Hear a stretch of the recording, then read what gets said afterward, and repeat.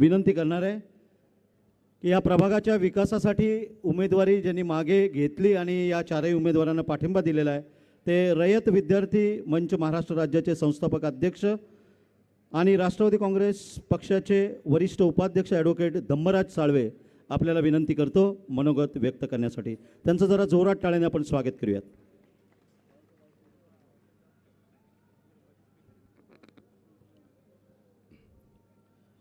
आवाज शेवटपर्यंत पोहोचतोय का ते पाहावं लागणार आहे। डॉक्टर बाबासाहेब आंबेडकरांचा, छत्रपती शिवाजी महाराजांचा। आज आपण सर्वजण या प्रभागाचे चारही नगरसेवक जे आहेत त्या नगरसेवकांच्या विजयी सभेला आलेलो आहोत। त्या चारही नगरसेवकांसाठी जोरदार टाळ्या झाल्या पाहिजेत।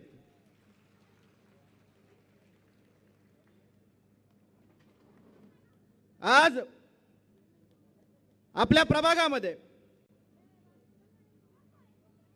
जर शांतता आणि विकास कोणी केला असेल तर तो भोसले कुटुंबांनी। 42 वर्ष ज्यांच्या घरामध्ये सत्ता आहे आणि त्या सत्तेतून जनतेचा विकास आहे असं हे भोसले कुटुंब आहे। कधीच कुणाच्या वाटेला जात नाहीत आणि कोणी वाटेला गेला तरी शांतपणे बाजूला करतात, कारण ते मच्छर कधी मारत नाहीत। मच्छर न मारणारी माणसं आहेत ही, माणसावर प्रेम करणारी माणसं आहेत ही। अशा हनुमंतराव भोसले काकांची परंपरा राहुल भाऊंच्या माध्यमातून या प्रभागामध्ये होते। मला आनंद वाटतो की या प्रभागामध्ये नेहमीच राष्ट्रवादीची सत्ता आहे आणि येणाऱ्या काळात सुद्धा या प्रभागात घड्याळच वाजणार आहे। विकासाच्या घड्याळाचा अलार्म याच प्रभागात वाजणार आहे, कारण या प्रभागामध्ये कार्यक्षम असे उमेदवार आहेत। महाराष्ट्र विधानसभेचे उपाध्यक्ष अण्णासाहेब बनसोडे हे पिंपरी विधानसभेचं कामकाज करत असताना दादांनी त्यांच्यावर महाराष्ट्राची जबाबदारी दिली आणि महाराष्ट्राची जबाबदारी दिल्यानंतर विधानसभेचे उपाध्यक्ष झाल्यानंतर त्यांनी समाजाच्या अनेक प्रश्नांकडे लक्ष देण्याचं काम केलं आणि आता त्यांनी विशेष लक्ष आपल्या प्रभागाकडे देण्याचं ठरवलंय। त्यांचे चिरंजीव सिद्धार्थ बनसोडे आपल्या प्रभागामधून निवडणूक लढवत आहेत। एक 25 वर्षाचा नवयुवक आपल्यामध्ये बदल करण्यासाठी पुढे आलेला आहे। अनेक जण आज आरोप करतायत, प्रत्यारोप करतायत, पण एक युवक ज्याला विधानसभेचा लेखाजोखा माहिती आहे, वडील आमदार असल्यानंतर ते महाराष्ट्राचे विधानसभेचे उपाध्यक्ष झाल्यानंतर पूर्ण विधानसभेची जबाबदारी तो खांद्यावर पेलतोय आणि लोकांचे प्रश्न सोडवतोय। मग अशा युवकाला आपण नगरसेवक केला पाहिजे आणि मला असं वाटतंय की तो येणाऱ्या काळामध्ये या प्रभागामध्ये तुमच्या सर्वांचे प्रश्न फक्त महापालिकेतच नाहीत तर मंत्रालयाच्या दर्जावरनं तो आपले प्रश्न सोडवू शकतो। त्याच्याबरोबर अनुभवी व्यक्तिमत्व असलेले आपले राहुल भाऊ आहेत, त्यावेळेला त्यांचं हॅट्रिक होणार आहे। तिसऱ्या वेळेला पुन्हा राहुल भाऊ नगरसेवक होणार आहेत आणि या प्रभागामध्ये एक विकासाचं विजन असलेली महिला, ज्या महिलेने महापौर पद भूषवलेलं आहे, अजित दादांनी त्यांना महापौर केलं। महापौर केल्यानंतर त्या सतत आजही नगरसेवक आहेत आणि विकासाचं विजन ठेवून, डोळ्यासमोर विकासाचं विजन ठेवून वैशालीताई घोडेकर काम करतायत आणि यामुळेच या विजनरी डोळ्यांमधनं या प्रभागाचा विकास होणार आहे। सारिकाताई मासुळकर त्यांच्या जोडीला असणार आहेत। या चारही नगरसेवकांच्या माध्यमातून हे आपल्या प्रभाग 9चं एक उज्ज्वल असं शाश्वत आता विकास होणार आहे, यामध्ये तीळ मात्र शंका नाही।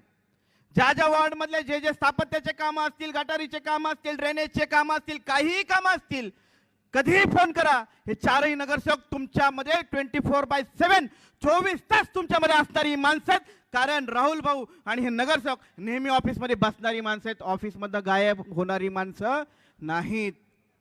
प्रभागाला झोपडपट्टी मुक्त करण्यासाठी यांनी काम केलं। अनेक जणांनी त्यांच्या भाषणामध्ये छोटे छोटे कोपरा सभेत सांगितलं की त्यांचा या सारेवर डोळा आहे।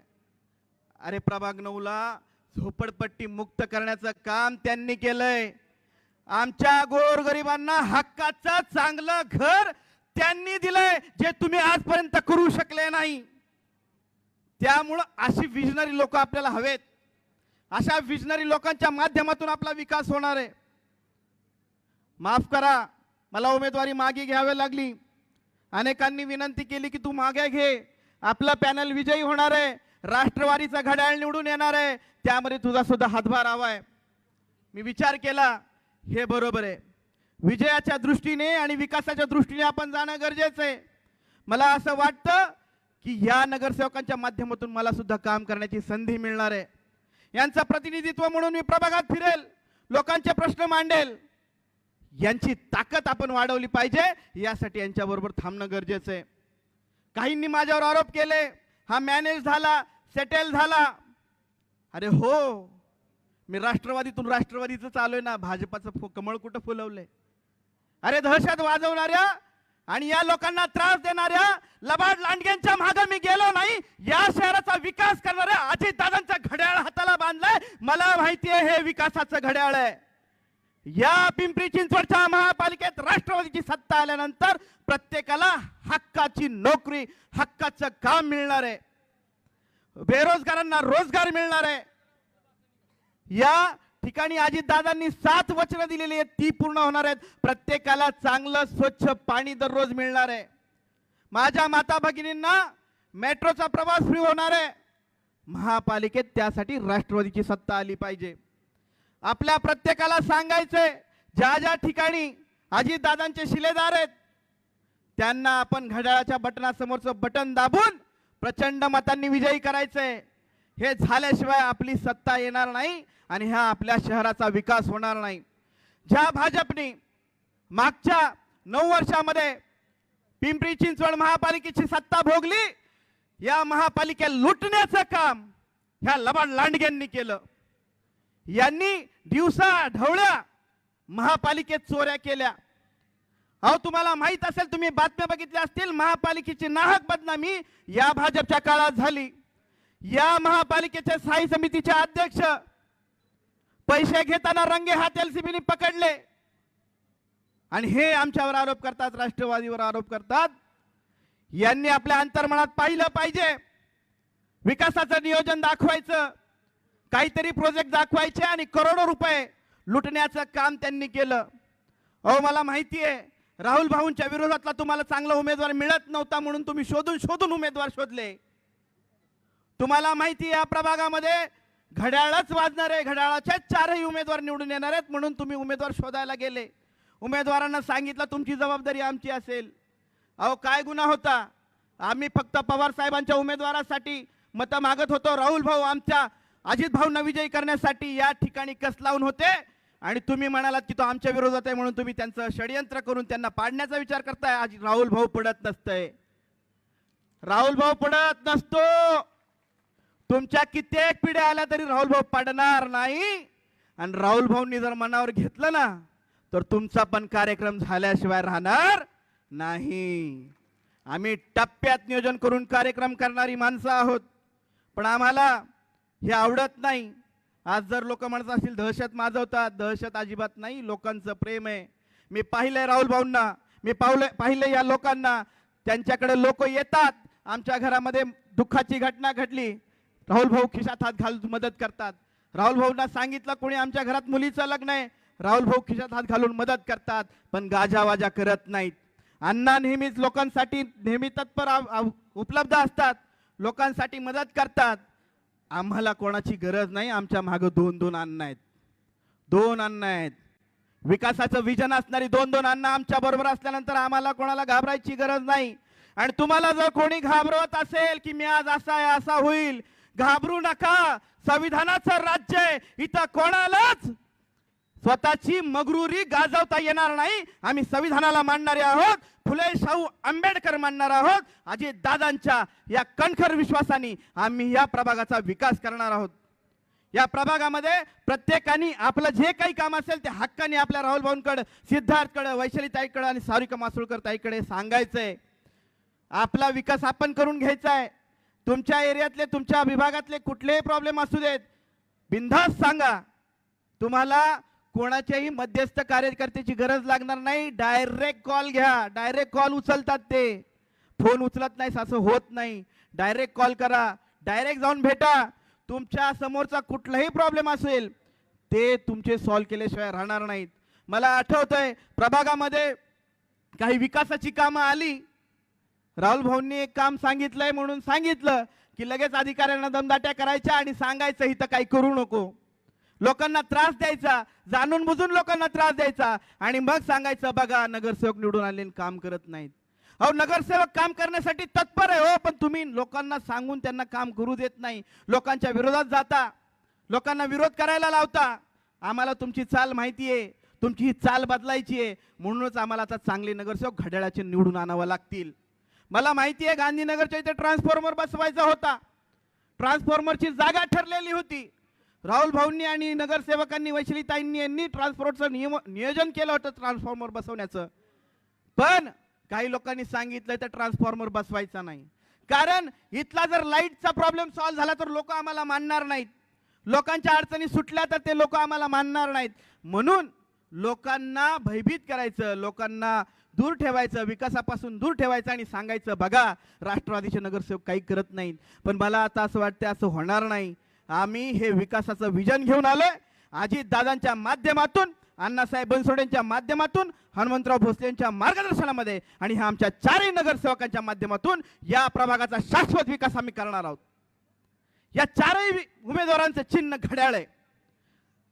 घड्याळ समोरचं बटन आपल्याला दाबायचंय. 15 तारखेला मतदान होणार आहे. माझ्या आया बहिणींनी, लाडक्या बहिणींनी लक्षात ठेवायचंय, अजित दादांनी लाडक्या बहिणींना भरभरून दिलंय.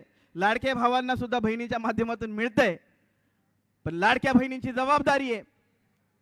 आपण 15 तारखेला सकाळ सकाळी उठून आपल्या घरातल्या कुटुंबियांना, मतदारांना उठवायचंय आणि सांगायचंय पहिलं मतदान केंद्रावर जा.